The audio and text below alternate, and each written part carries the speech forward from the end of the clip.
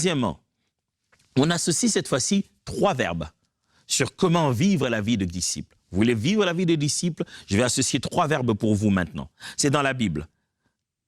Apprenez, croissez et enseignez. Oui, apprenez vous-même, croissez avec ce que vous avez appris et enseignez. Pourquoi ça finit par enseigner? Deux fois, on ne se rend pas compte que l'enseignement fait partie de notre croissance. L'enseignement, c'est la porte de sortie de la croissance. Quand vous avez appris, une des meilleures façons de retenir ce que vous avez appris, c'est de l'apprendre à quelqu'un d'autre. Si vous voulez être un disciple de Jésus, gardez ce processus-là. Apprenez. Une fois que vous avez appris, grandissez, croissez avec ça. Et après, ne restez pas là. Mettez-vous en position d'enseigner aux autres ce que Jésus nous a donné comme recommandation. Enseignez-leur tout ce que je vous ai prescrit. Frères et sœurs, devenir disciple, le mot c'est apprenant. Restez au pied des autres, apprenez, restez au pied des apôtres, écoutez les serviteurs de Dieu, restez avec la parole de Dieu, la Bible, mais vous ne devez pas arrêter d'apprendre. Suivez Teach, pourquoi pas, mais apprenez. Une fois que vous avez appris, grandissez avec ça. J'ai vu à l'église des gens qui ont tellement appris pour devenir des stylos rouges et des encres correcteurs.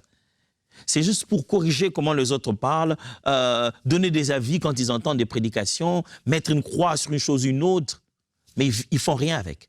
Ils ne vivent pas cela.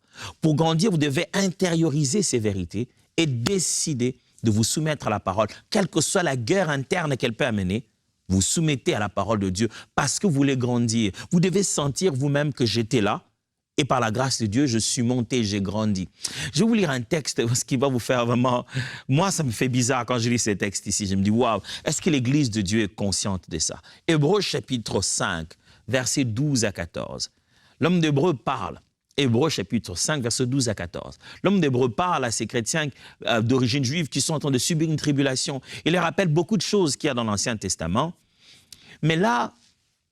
il leur parle non plus avec juste cette pensée sur laquelle ils sont des juifs d'origine, mais il leur parle du fait qu'ils sont devenus chrétiens et il se plaint d'une chose. Lisons. En effet, après tout ce temps, vous deviez être des maîtres dans les choses de Dieu. Vous voyez ça? Vous deviez être des maîtres dans les choses de Dieu. Or, vous avez de nouveaux besoins qu'on vous enseigne des rudiments des paroles de Dieu, des rudiments des paroles de Dieu. Vous en êtes venus au point d'avoir besoin non de nourriture solide, mais de lait. Celui qui continue à se nourrir de lait n'a aucune expérience de la parole qui enseigne ce qu'est la vie juste, car c'est encore un bébé. Les adultes, quant à eux, prennent de la nourriture solide par la pratique.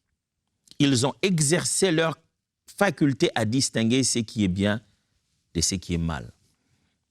Voilà. Mes frères, il y a un niveau où on doit grandir. Il y a un niveau où il faut grandir.